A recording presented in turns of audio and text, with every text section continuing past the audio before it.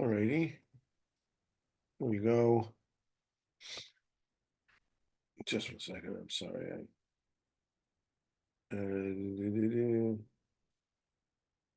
Just a second.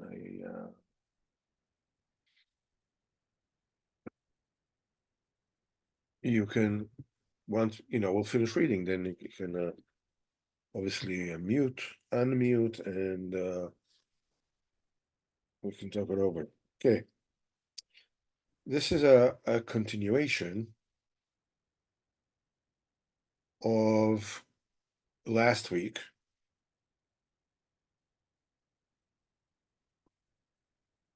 And it says Emunah and Tefillah and miracles and Eretz Yisrael, Inyan Echadhem, are actually one thing. Tluyim zeh bazeh, and they all depend upon one another. Eretz Yisrael misugelas l'chazek es ha'emunah hashgochas Hashem Yisbarach. Eretz Yisrael is mesugel, is auspicious to strengthen one's emunah and Hashem Yisbarach. We'll talk a little bit about what's the union that one thing is auspicious to do this. How does it happen? How does it make it? How come? I tried, it never happened, so forth and so on. We'll talk about that. And he says, Kasher nichsafim be'emes, when a person really is longing to be zocher in emunah, generally, and in particular in Hashgacha Pratis, Eretz Yisrael is also mesogol to shleimus atfilah. In other words, to feel and believe and to know clearly that one should not daven to any creation, only to HaKadosh Baruch Hu alone. And it said Likutei Moharan, Chelek Aleph, Perek Chav Zayin, the beginning. Furthermore, Eretz Yisrael is mesugol to bring into the heart of a person the emunah in miracles, in a supernatural hashgacha.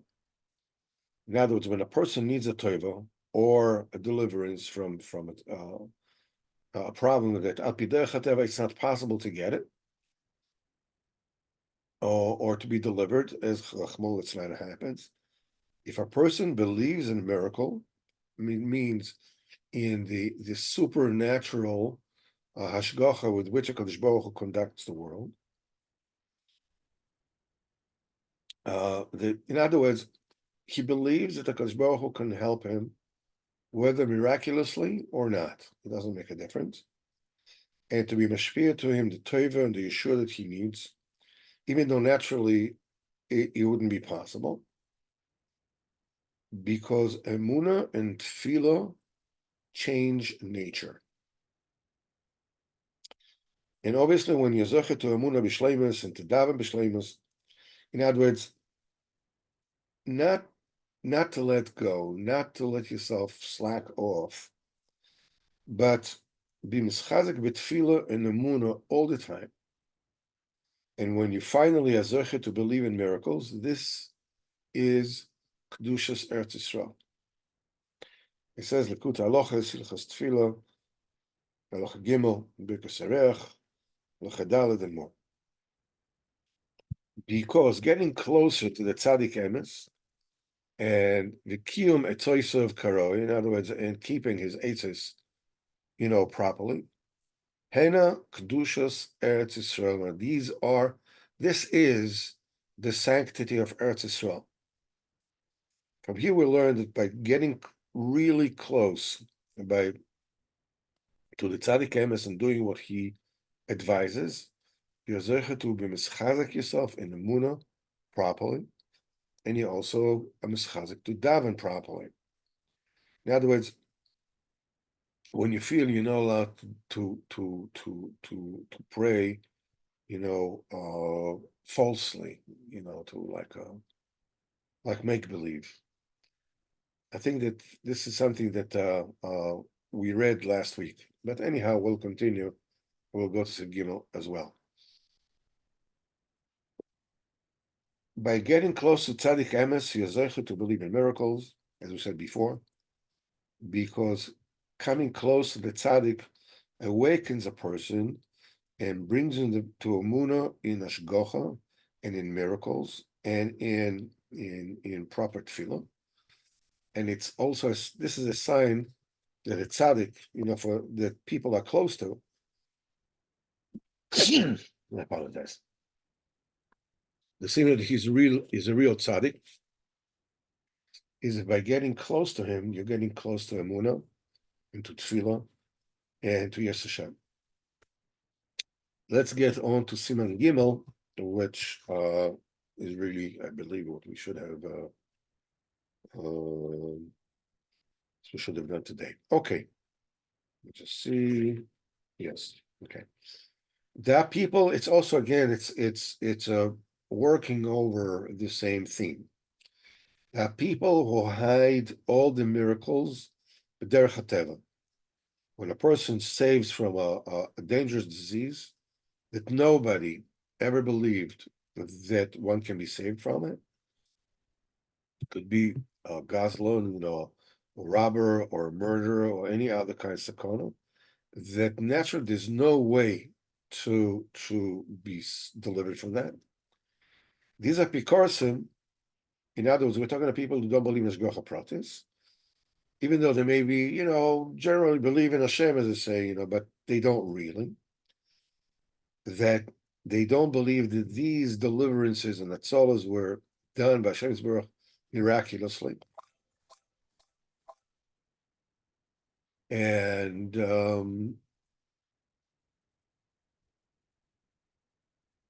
this is, they say that no, this is just a natural happenstance. It happened with natural reasons and not, not alpiness, alpine miracles. One day, those heretics will no longer exist. Those who do not believe in miracles, and then true Emunah will propagate in the world. He says the pasuk, and then I will turn onto the nations a clear language for everybody to call the name of Hashem. In other words, all the nations will understand the truth and will believe that everything is bashgocha from Kodesh Baruch, and everybody will call to Hashem Baruch and ask him everything that he needs. Then the Geula Shleima will come, because the Geula Shleima cannot arrive except through the Emunah, as we said before. And then he says a very important nakuda. He says, even though we see that the Emunah, the Claudius and Proteus, is actually diminishing, and the words of the Zohar Kodesh are faithful, it says that what we need is a knishta chada, is one kibbutz of people, b'mischazek, and behave in a true Emunah amitis. The Zat Hashem, the Geula will come quickly nowadays. Omen Selah.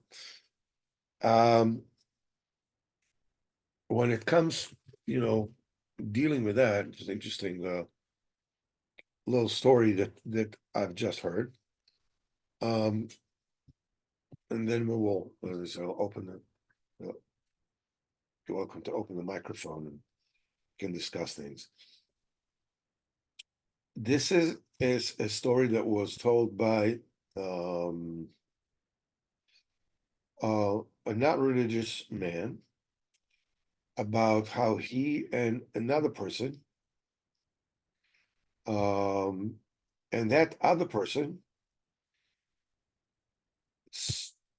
I don't know either of them, but this is what this person said.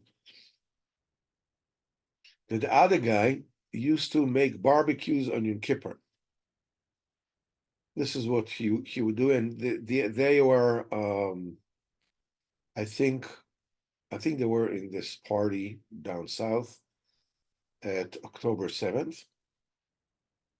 They said the two of them was surrounded by, I don't know, 4 or 5 of those vehicles, and there were, the terrorists, and there were people, armed terrorists on those cars. I mean, they didn't even have any weapons. In other words, they were done for. So the the person that was making lo aleinu Shem Shachim, barbecues on Yom Kippur said to his friend, if we're getting out of this alive, I'm going to be a Shomer Shabbos. And his friend said he was shocked because barbecues in Yom Kippur. He says, if he says it, he says, me too. And he said at that very instant, for a reason that they never found out what it was, all those guys around them simply left the scene. They just went elsewhere. So this is, by the way, something that we notice about this particular tragedy that befell the people in Eretz Yisrael, was the fact that practically, I think there was only one person that I know of that was actually Shomer Torah mitzvahs that was harmed in October 7th. The people who were Shomer Shabbos amongst them, there are many stories like that, were all escaped unscathed. So let's talk a little bit about. First of all, you can open up unmute yourself, and if you want, you can just ask for whatever it is that you're thinking about. What's in your mind? Hello? Hi. Hi. I'm listening. Okay. The nekuda that I wanted to raise is actually that thing that it says that emunah and tefillah and miracles and Eretz Yisrael and getting close to Tzaddik Emes are all one bechina. What does it mean? That this is mesugel to this is mesugel to this is mesugel to what's pshat? In a different place, there's a whole sefer, it's called Sefer Amidos, that is full with one thing leads to another. This leads to this, and this leads to this. Like, for instance, Gaiva leads to problem with Shmir Sabris, and so forth and so on. Very many different things. Different places says that tzitzis is as gula for Shmir Sabris. So comes the question again here. We know people who are wearing tzitzis who experience big problems in Shmir Sabris. Who can't experience big problems. In other words, it seems that these, this leads to this, or it's not linear. Like you do this happens. You don't do this happens. And there are two principles that need to be understood about all these inyanim. First of all, when you say that something is mesugal, something is gula for Eretz Yisrael to be zecher to emunah. We see a lot of people in Eretz Yisrael, and not all of them are zecher to emunah. There's another Indian as far as Eretz Yisrael and that, because Eretz Yisrael is a bit different than anything. All the other examples, because all the other examples are already inside, talking about emunah, talking about tefillah, talking about miracles. All these these inyanim are some things that happen when you're already in the camp of those who believe in Eretz Yisrael. I mean the Kodesh Baruch Hu. While being in Eretz Yisrael, L'chura, on the face of it, you could be, as it were, to be an Israel, not have any of those things.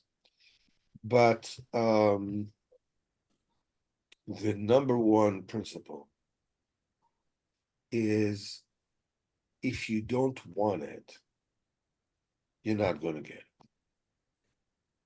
In other words, if a person is wearing the tzitzis because that's what he does, or because his family sees that that's the way he is, and he's embarrassed to take it off. I mean, that's his society. That's his. But he's really not interested in Shmir Sabris. He will not be Zach Shmir Sabris. The same thing with Emuna, with Tefillah, and faith in miracles and so forth and so on. You have to want it. It's when you want it that it will. The fact that you're davening for it, that will bring it to Emuna. When if you want the davening to bring it to Emuna, person goes to shul and just looks to get rid of the chore of davening, which, listen, we're all guilty of that in one way or another, to one degree or another. It does not increase one's emunah.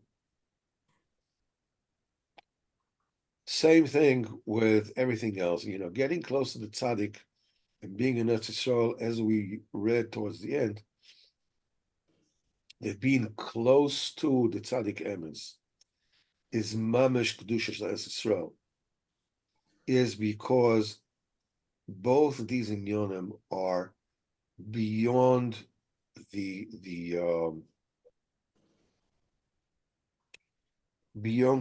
a personal cognition.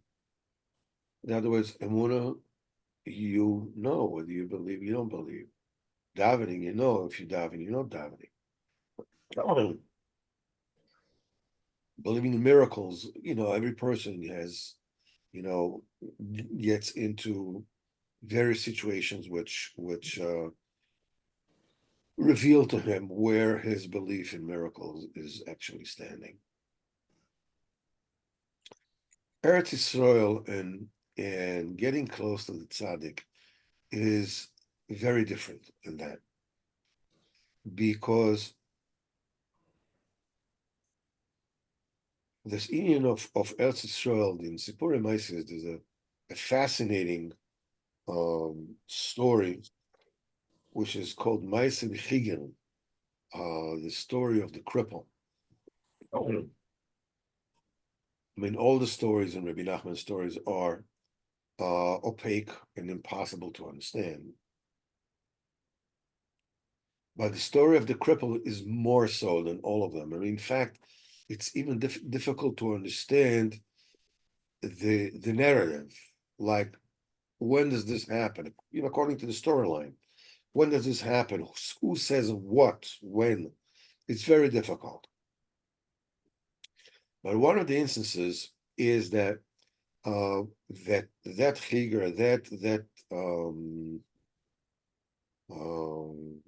cripple takes a diamond, a four-sided cubic diamond, and it says that on this particular diamond, if you grab it on this end, it brings you to the place where the sun and the moon meet. And if you grab it from this end, it takes you to the way where there are all kinds of roads, and the sand, the dust on all these roads, each one has a different propensity. One of them is a way of lunatics. Anybody who steps on this sand becomes a lunatic. Another one is a way of tzaddikim, that anybody that steps on this becomes a tzaddik. And then there's another way, and so forth and so on. And Rabbeinu says over there, very interestingly, that the way the sand or the dust of tzaddikim, every tzaddik as he is walking over here, mishamayim, they put on the dust of tzaddikim under his feet. In other words, he's always stepping on the dust of tzaddikim. Very interestingly enough, is that it's not saying that. I mean, yeah, it works. If you put dust of tzaddikim there, it makes him a tzaddik. He says, but it does not say that the tzaddikim turn the dust under their feet into tzaddikim dust. Even though it's probably, that's the obvious conclusion. But the fact that wherever it is that tzaddikim step, mishamayim, they put the dust of tzaddikim under their feet. Wherever lunatics, step, there is the dust of lunatics under their feet. Then the people who have problems with their legs, and there's dust that heals that. The important nakuda to reflect on this is that we're dafka talking about dust. We're not talking about the air that the tzaddik breathes, or the we're not talking about talking about the earth, talking about the sand, the dust under their feet. We have four yesoides, four elements. Esh, ruach, mayim, afa. It's a fire, and wind, and water, and earth, and sand. And Zerkada says, afar mana lekulu. The sand is the kli for everything. In other words, all the other bechinas require the sand to grow anything. In the Yisoda Esh, in the Yisoda Ruach, in the Yisoda Mayim, the offer is always, nothing can grow without the offer. It needs warmth, it needs water, it needs the wind, but without the sand, without the earth, nothing will ever grow. Yet the sand itself seems to be totally inert. There's nothing there. It's just sand, It doesn't grow, it doesn't move, it has no volition of its own. It's a very mysterious element. The tzaddik is called tzaddik yesod olam, that is yesod offer, that everything grows upon it, and nevertheless, the element of sand, of earth, seems to play no role. It seems to have no vitality, seems to have no life in it. But no life is possible without it. I saw that Rav Gedalia Koenig, Zecher Tzaddik Livrocha, he wrote in one of his letters that he asked his Rebbe, Rabbi Avraham Steinhaus, Zecher Tzaddik Livrocha, that Rabbi Nosson says, Rabbeinu says, a person needs to have a lot of kisufim to get to Eretz Yisrael. The tefillos and liquid tefillos, you have to have kisufim, you have to have longings to get to Eretz Yisrael. Supposedly, you don't need these tefillos because we're here, right? Well, we also say that it's Yisrael b'chinas Emunah, b'chinas tefillah, b'chinas nisim, and the Skarvas Tzaddik is inyan echad with Kedushat Eretz Yisrael. So what gives? How can we be in Eretz Yisrael? How can people be in Eretz Yisrael? It'd be far from all these inyanim. And he came up with an answer, and he asked his Rav about it, and he liked it a lot. And he said that the very same way that wherever tzaddikim walk. Mishamayim, they put the earth of tzaddikim, the dust of tzaddikim under their legs, under their feet. The same thing happens with Eretz Yisrael. In other words, the people that don't want to be in Eretz Yisrael, that Eretz Yisrael doesn't mean anything to them, and they don't even want it to mean anything to them. They're not in Eretz Yisrael. The earth and dust under their feet is not Eretz Yisrael. The same thing is with being close to tzaddikim. You can call yourself whatever you want to call yourself, but if you're really not close to the tzaddik, it doesn't do anything. You have to want it. It's a very similar Bechina to Eretz Yisrael. It's a very interesting Nakuda to ponder. What do you guys think? What's in your mind? I'd like to respond to a few things. Go ahead. They're not totally connected to what you're trying to teach us now, but I'd like to share them with you. First of all, I was very troubled by the fact that you said that, and I don't understand why I'm troubled by it, but maybe I do. I'm troubled by the fact that you said that people that were Shomer Shabbos were not were left unscathed by the terrorist attacks. I say I again, don't like it. I don't like hearing that. I don't like hearing this. It's like it's a punishment for those people that aren't from. It goes against the grain. That's all I want to share. It's going against my grain.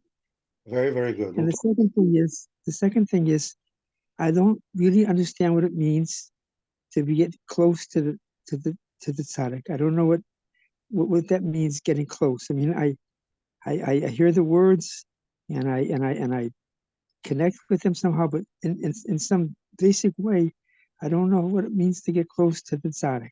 Excellent. And the third thing I want to say, you can respond to anything or nothing. The third thing I want to say is that I'm a farmer and I work on the land, and I plant things in the soil, and there's a soil that's mixed with just it's mixed together with a lot of other substances, and I put my hands in it, and it's like the most beautiful thing I feel. It's like it's just glorious. Just the earth, just the soil is just a glorious, glorious feeling. See these little seeds pop out of the earth. It's this, and those are the miracles that I'm experiencing right now. Wonderful. That's all I want to do that. That's great. Again, okay, let's relate to you the points that you made one by one. I think that all of them are very, very important. Now, the statistics that speaks about the people that were saved on October 7th.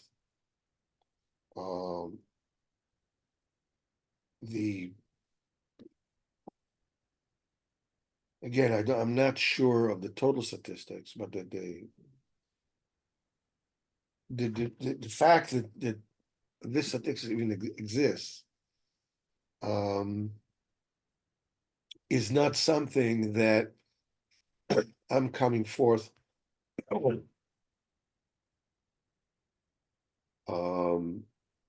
to put down anybody who grew up in a environment like I did that was not aware of Shmir Shabbos at all. So I think it's not I think I know that it's extremely important for me to state, categorically that I don't. There's no there's no judging in that.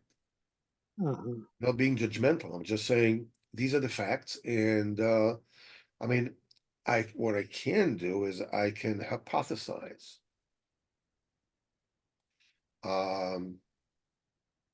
But my guess is as good as yours. I don't Mhm. know. Kodesh Baruch Hu didn't tell me. What is, I mean, but it's a fact that Wow. it's not the first story about Shmir Shabbos and being saved from that horrendous disaster that happened. That I heard. What does it mean? Well, it means that Shmir Shabbos had something to do, or the lack of Shmir Shabbos had something to do with that. What? I don't know. I'm not, I'm not a prophet, and I don't, I don't. There's another Nakuda that needs to be borne in mind. And again, I risk here sounding like I know something while I really don't. And that is, you have to bear in mind that all those neshamas, all those people who were killed and tortured and Shem Yirachem, wherever it is they went to, are done on the highest level, of people that died at Kiddush Hashem. Mhm.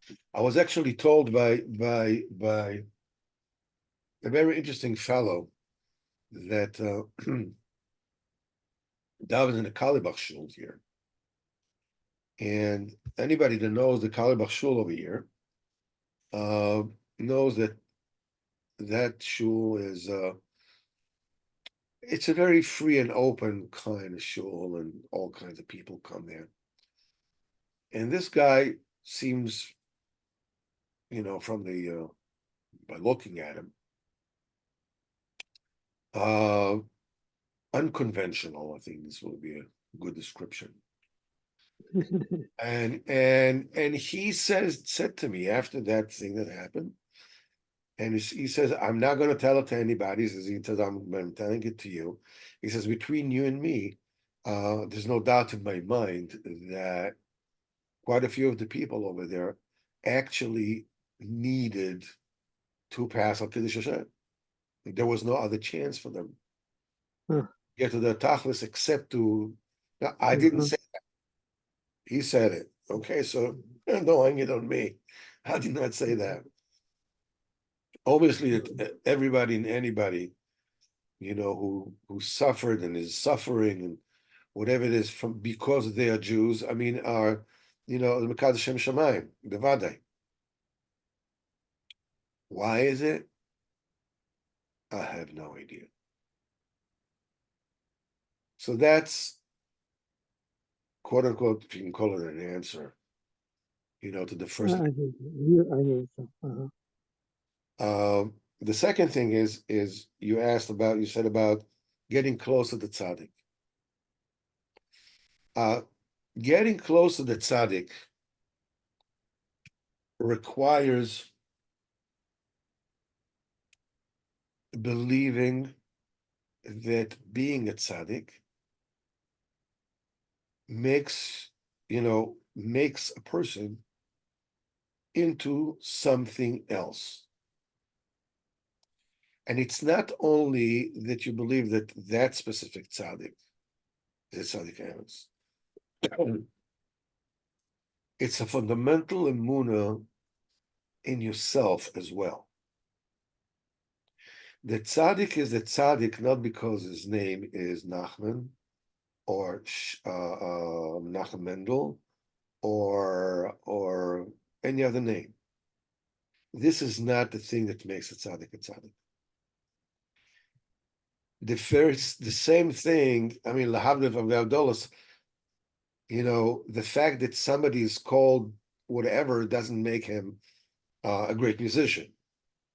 He has to be a musician in order to be known as a musician and to be able to. Not only that, but in order to be a great artist, we spoke about it a few times. To be a great artist, besides being, you need a neshama, a talent for this particular thing. It has to be your calling. In other words, it's like the great musicians or painters or writers, they said they didn't choose painting or writing or playing music. It's playing music and writing and painting that chose them, as it were. You can see a person who is dedicated, to this one thing, this tunnel vision in his life. Now, the many people are dedicated to painting. You need absolute dedication and you need absolute talent to become, what they call the GOAT, the greatest of all time, as it were.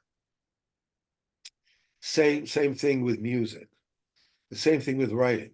It means you have to be, to have the neshama, to have the talent, but you have to have the unrelenting determination and obsession with that, barring everything else out of your life. That's the only way that you can become the best in any field. When a person dedicates himself to Yiddishkeit, to prayer, to Torah, to Kedusha, what does it make him? Now, I'm not talking about, the neshama. I'm talking about the talent. I'm not talking about that. I'm talking about the fact that it chose you, or you chose that, to the point that it chooses you. And this is what you do. What does it do? We know what playing music, being dedicated to it with all the books, you're able to play music. Or painting, you're able to paint. Or writing, you might be able to write. Great, not great, whatever it is, but you'll be a writer. What does being a consummate professional, as it were, in Yiddishkeit, in Torah, Tefillah, in Kedusha, in Tahara, what does it do to you?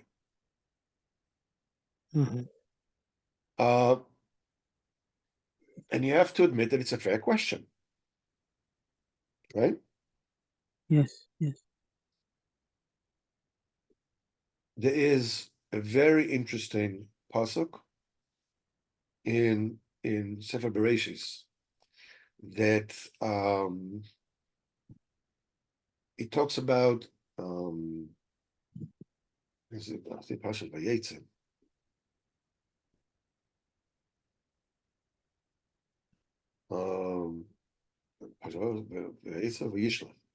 Vayishlach, I think.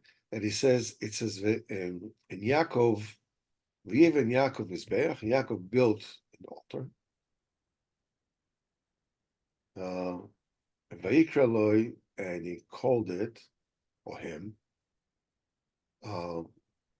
Kel Elokei Israel, Hashem, the Lord of Israel.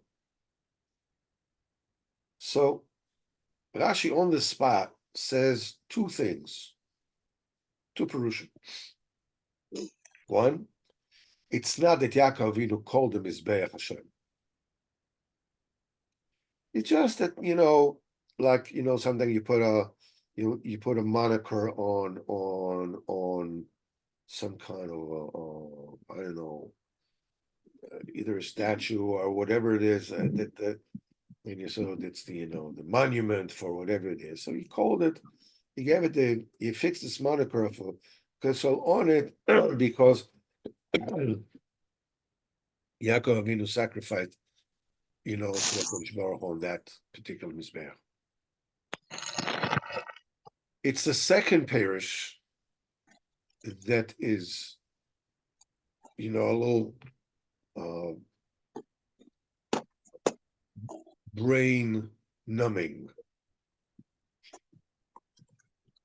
Rashi brings a Gemara, and it says, where do we find that the HaKadosh Baruch Hu called Yaakov Kel. Call him what?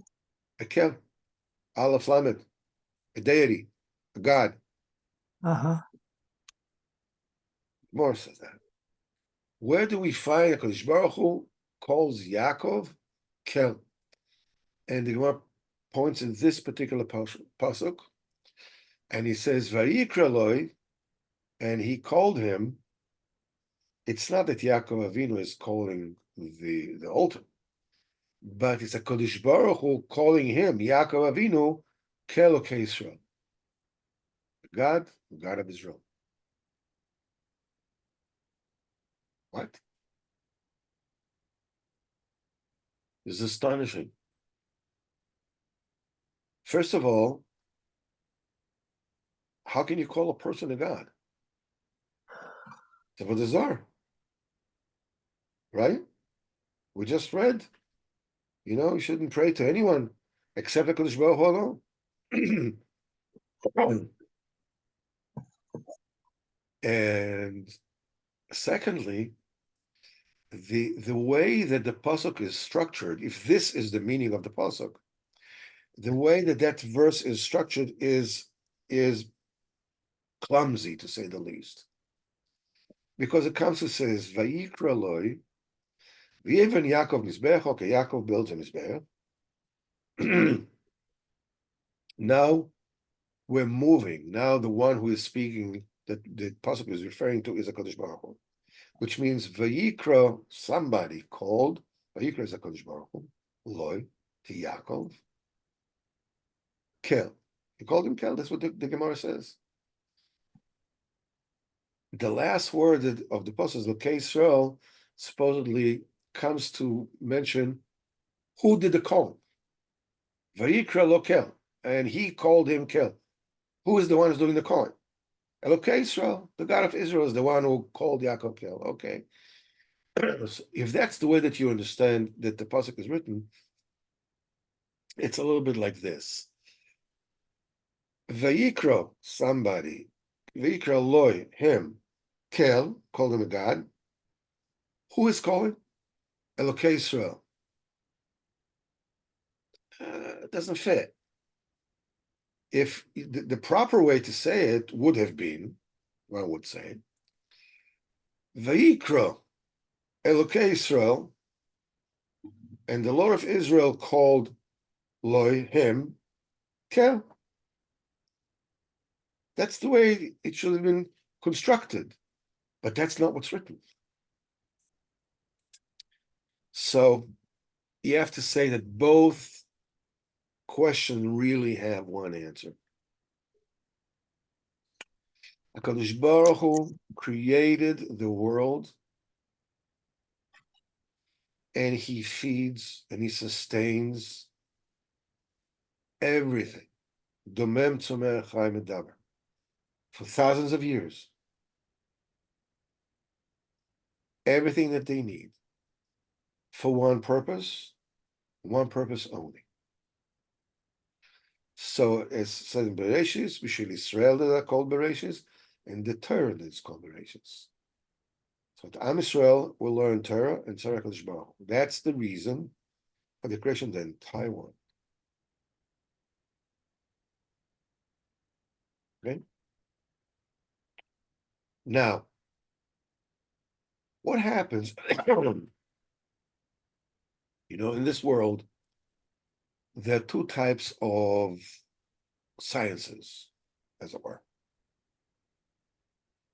You have the natural sciences, and you have, I don't know what you're called, philosophy or archaeology, art, whatever it is you want to call it. All those kind of sciences.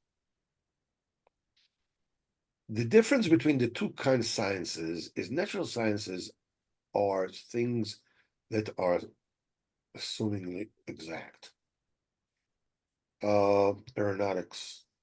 If you build the wing of an airplane in a certain way, and you give it the energy of the motors according to whatever it is, the plane will fly. This leads to this. It's a real thing. It's not a dimion, it's not a fantasy. It works. On the other hand, archaeology. You lift up and you hold, I don't know, a shoe, a sandal. Say this sandal is 2,000 years old. Whoopie-doo. You know, this Crocs is about a year old. Why is that 2,000-year-old shoe more significant than my Croc shoe that I walked in today? 2,000 years from now, they're going to look at this Crocs and go like, "Wow, check it out! This is 2,000-year-old Crocs." In other words, it's baloney. It's nonsense. All these, I mean, everything they speak on television about what needs to be done and how it needs to be done, and blah, blah, blah, it's all rubbish. It's nonsense. So why do people learn archaeology? Why do people learn philosophy? Because it is fun. It's sophisticated and it's fun. It feels good.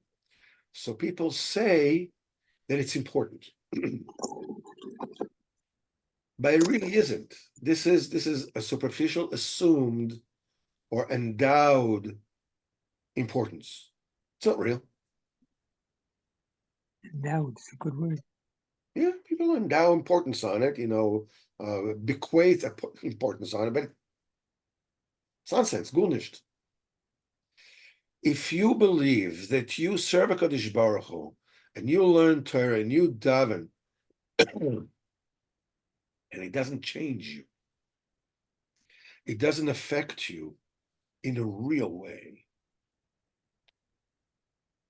Basically, what you're actually saying, what you're actually believing is the Torah and Tefillah, Rahman Litzlana, also kind of archaeology, kind of philosophy, kind of thing. In other words, baloney, Shem. It's important because it's clever, it's moral, whatever. But it's not a real thing. Like mathematics, like aeronautics, like medicine, like whatever. It's a kind of a la-di-da kind of thing. It's if you believe that,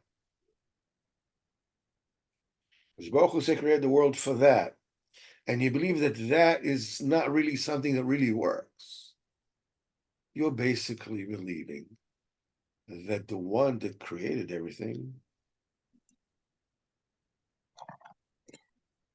I want to say. In other words, if you don't believe the Torah and Tefillah will change you, you're an apikoros, you're a heretic.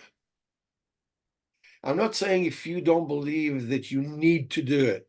Many people believe that you need to do it.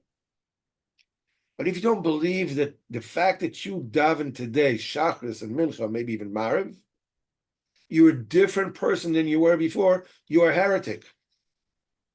Oh, The fact that you don't have the measuring tools that we have in our hands are very crude, and we can't really measure how better we are now than we were before. It has absolutely no bearing on the fact that being that you made a bracha on a cup of coffee 5 minutes ago, you are a different being. You're in a different madrega. Comes the question. So, okay, so now we know that if you believe that Torah is real and everything is real, Hashem is real, the Torah is real, mitzvah is real, means that whenever you do anything, you become any mitzvah, you daven, you speak at Kodesh Baruch Hu, even think about talking to Kodesh Baruch Hu, it changes you. Comes the question, into what? that's the one. In what way does it change you? So let's look at it from the other way. Kadosh Baruch Hu created the entire world. Kadosh Baruch Hu can do absolutely anything and everything. Okay? We agreed on that so far? Yes. What would an entity that can do absolutely anything and everything can give a person for doing that for which that person was created for? What's the ultimate best reward that can happen to such a person? What an omnipotent being will give somebody that does what that omnipotent entity wants that person to do? You have a guess? Rabbi Wise, what would you venture? I'm just blown away with the question. First of all, Okay. a great question. The answer is very clear. He will make you him. He will make you godly. Wow. Instead of being like the nations of the world, which view themselves as the human manifestation of the animal,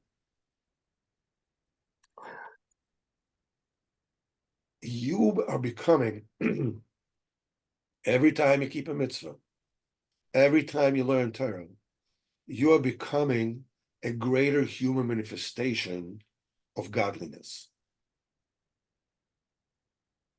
That's why the Torah says, Israel, Oraiso, Guchabrichu, Chad, the one thing. When you are doing what HaKadosh Baruch Hu wants you to do with the totality of Yaakov Avinu, Avromas Chesed, Yitzchak B'Gzvura, Yaakov is the Tiferes of all of them together. What does he make himself into? He make himself into a ken, Aleph Lamed. Okay, so what are we doing with the question of you're calling a person a god, a deity? It's something for the Zohar. Answer is no. Elokei Israel does not speak about the Kadosh Baruch Hu, who is the one who's doing the calling. It explains the question of what kind of God Yaakov Avinu is. He is Elokei Israel. He becomes one with the God of Israel. He's the human manifestation of the God of Israel. Looks like a person, eats like a person, sleeps like a person, but he's something else completely. The way you cannot understand what HaKadosh Baruch Hu is, you cannot understand what Yaakov Avinu is turned into. But he's something else entirely. Are we good so far? We're great so far. Amazing. Okay. This is what the tzaddik is. The tzaddik is a human manifest expression of Shabbos, which is a day of total godliness. It has time when Shabbos comes in, when Shabbos goes out. The mitzvahs of Shabbos, which you're supposed to do, you're not supposed to do it. But the whole thing is one shtickle godliness that is beyond anything else on earth. Bechlal, Shabbos is Keser Elyon. But it's embedded in a day, in 24, 25 hours. Which is an amazing amalgamation of Ruchnis and Gashmis. The Zohar Kodesh says, the Talmid of Shimon Bar Yochai told him, Antu Shabbos the Kol Yomi, you are the Shabbos of all the days. The Tzaddik and the Shabbos, I'm sorry, are exactly the same thing. Godliness expressed here in a day and here in a human being.